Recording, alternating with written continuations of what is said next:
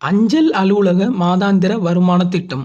இந்த திட்டத்தின் கீழே நீங்க குறிப்பிட்ட அமௌண்ட்டை 5 வருஷத்துக்கு சேமிப்புல போட்டீங்கன்னா அதுக்கு வரக்கூடிய வருட வட்டியை பிரிச்சு மாசந்தோறும் தருவாங்க. இது மத்திய அரசாங்கத்தால கொண்டு வரப்பட்ட ஒரு திட்டம். இந்த திட்டத்துக்கான அக்கௌண்ட்டை உங்களால போஸ்ட் ஆஃபீஸில் மட்டும்தான் திறக்க முடியும். அதே மாதிரி இந்த திட்டத்தின் கீழே உங்களால சிங்கிள் அக்கௌண்ட் இல்லைன்னா ஜாயிண்ட் அக்கௌண்ட் கூட ஓப்பன் பண்ணிக்கிட முடியும்.